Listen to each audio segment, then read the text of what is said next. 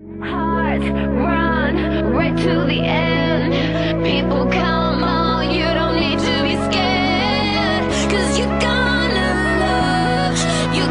love again.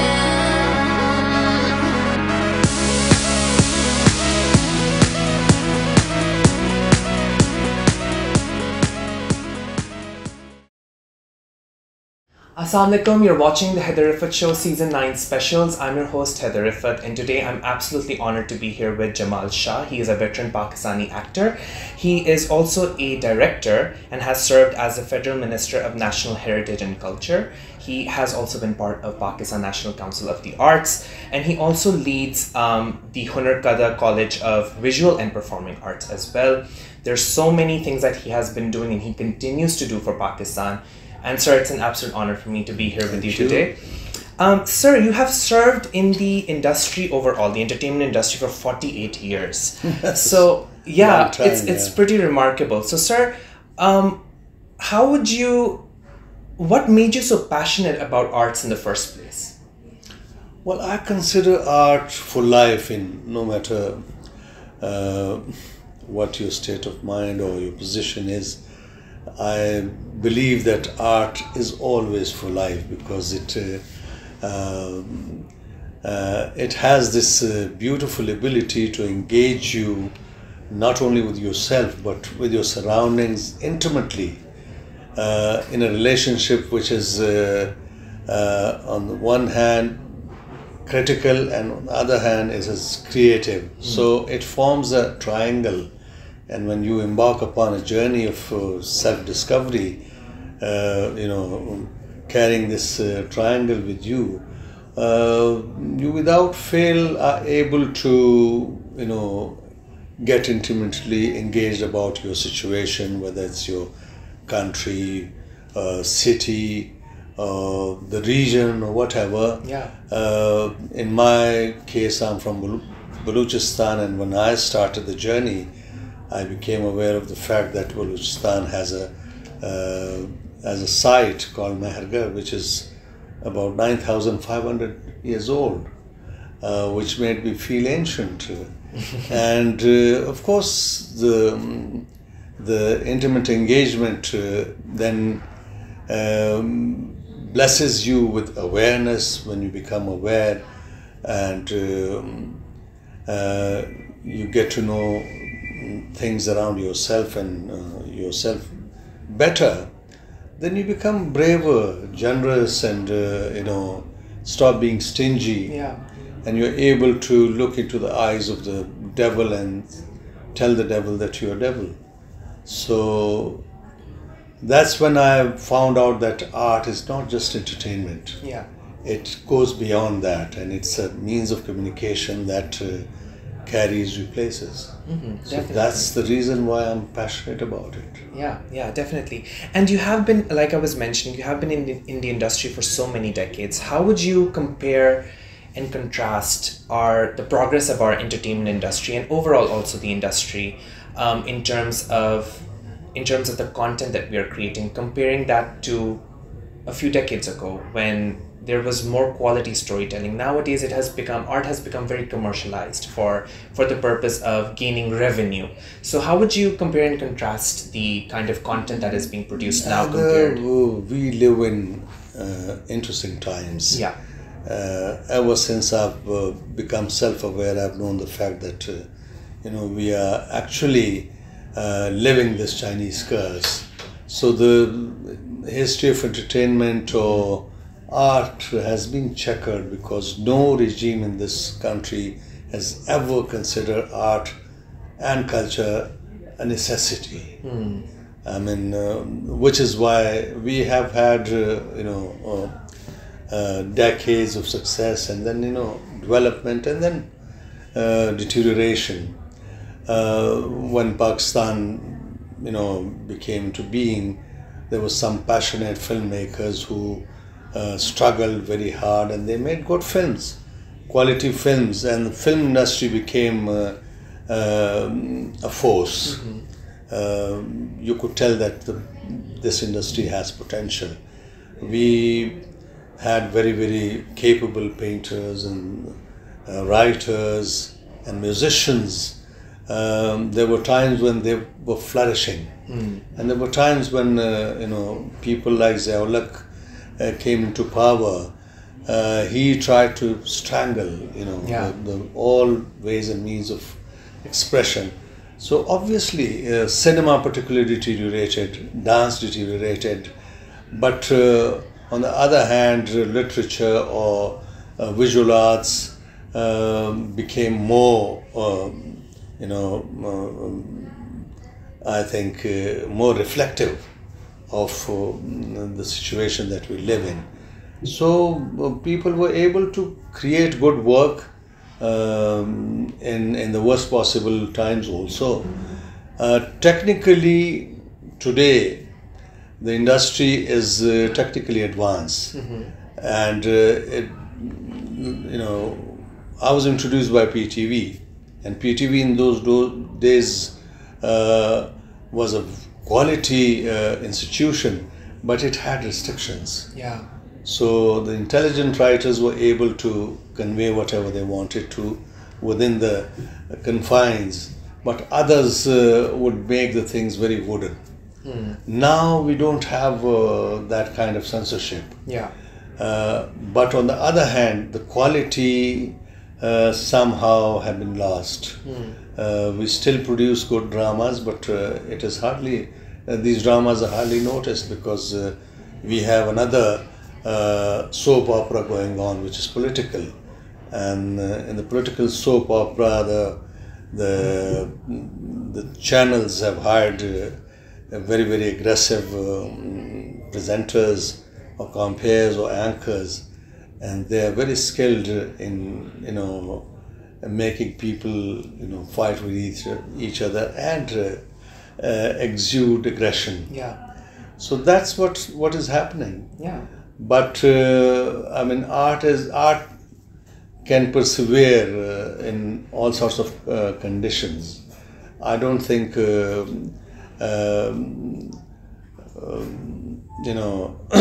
dark regimes can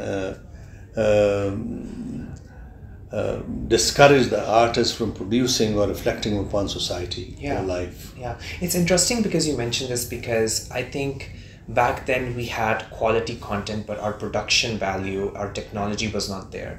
Right now we have everything, but we don't have quality storytelling. So it's like a stark contrast that I'm seeing. I think we should have taken both of these things together in order to progress. That's because of the rising commercialism in the industry. Because when things become commercial, it also becomes compromised. Yeah. And the biggest compromise takes place on at the expense of quality of content. Yeah, and based on the interviews I've done with a few producers, they assume that the audience wants to see, in terms of films, rom-com comedies with a hidden message that they want to provide. So that way it can be more commercialized and they can gain revenue at the same time. They can pull that audience towards a film too. But based on the comments that I read on social media, based on the interactions that I've had with other people, they don't want to see those rom-com comedies. They want to see quality storytelling. So I feel like there's also a disconnect between what producers perceive is what the audience wants versus what the audience actually wants. Exactly. The disconnect is because of the safe play. Yeah. And I don't disagree with those people. If a rom-com can also become a vehicle for a very powerful message. But by and large, these channels or producers or filmmakers play it safe. Right. They tend not to, take risks, experiment. I made a film in 2016. It was released then, and that was the film's called Revenge of the Worthless, and it was about the siege of Swat by Taliban. Very well researched film. I knew that this film is not going to fare well in cinemas, so I was ready for the shock. But there are very few people who can be realistically inclined towards making things. Yeah. Definitely. Based on the film that you produced, you also your wife Amna also worked on the film. So how has that working relation been like outside of marriage? Amna has been a great help. I'm not a manager. Amna is very good at handling things. She handles Hunerkada, which is the art school that we have, and she was a big support because she could organize things and she could help me do the things that I wanted to. So it's a very good relationship between myself and Amna. That's great. And speaking of Hunerkada College of Visual and Performing Arts, what was your vision behind it? I know it's a step for you to kind of like preserve the arts for what it really stands for in Pakistan, but you also offer education to different students. So what has that been like, and how has that progress been for the college overall? Well, when I came back from England, I went to study at the Slade School of Art. When I came back, I wanted to establish an art school because I knew that the repeated governments have never given a serious thought about to the promotion of art and culture in this country.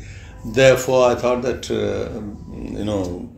if a person like myself cannot initiate ideas or take initiatives for the promotion of art and culture, then nobody else will do that. Yeah. So Hunerkada was the concept behind Hunerkada was that we should establish an art school which is not for profit and also non-governmental, with a vision that art can bring about social change. Art can beautify life, and art can educate people and make you self-aware. That was the idea, and we started a program, initially short courses, and then we offered a full-length course also. But at the back of my mind was that art should defy the degree syndrome, because this field is not about degrees. Yeah. No matter where you have studied from. I was from Slade. Slade is one of the biggest institutions, but nobody has ever asked me about my degree when I went out in the market for any project or etc. etc. Each time I had to prove myself. Yeah. Which means that visual and performing arts is a totally different discipline. So my idea was to not offer the degree. The idea was that the time spent at Hunerkada, whether it's 3 years or 4 years or 1 year, that should be good enough for the student of art to not only help him gain some knowledge about the art, but also initiate him. But I failed actually because the parents were insecure. They wanted degrees for their children, but we continued, and we are still there. This is the first and still, I think, the only truly not-for-profit art school in Pakistan, and I've had to support it at a very high cost. Yeah. As a bachelor, but now I'm a family man, and it worries me. And I'm also pressed that Hunerkada should also become viable. Yeah. Economically, not commercially. Yeah, I think, but the vision is there, and I feel like these kind of institutes are always like meant for building skills, and I feel like that's really important. So maybe it's all about just continuing and seeing if the needle changes and shifts in the right direction. I wanted to also talk about cultural barriers in your career that have come in the way of many acting opportunities maybe that you have come across? Has there been any incident or any experience where you felt like you were offered a project but you had to turn it down because of cultural barriers, because you come from Pakistan and you're a Muslim? I think I'm blessed because the appreciation that I've received, I should be grateful for it. Whether it was PTV in Pakistan or Hollywood or UK, I was one of those artists who had excellent opportunities of working with very capable people. My first international project was Traffik. Yes. And second was K2. After Traffik, I was termed to be the next Umar Sharif, which was a compliment that I would take exception to. Yeah. But I received very good projects. And some of the projects were worth doing, and I was tempted to do it. But there was a part in one of the film, main part, and the actor, the character was beautiful, but the character had scenes, revealing scenes, nude scenes. So my agent offered me this project. My agent was Jean Diamond of London Management Company. She gave me the script, I read it, I loved it. And then I had to tell Jean that, Jean, I'm sorry, I love the script, but I can't do it. She said, why? I said, I come from Quetta, Balochistan, and my background is slightly tribal also, and the family is conservative. If I did this part, I won't be able to enter my city. And not only that, but if I, after doing this part, my family will be scandalized forever. Yeah.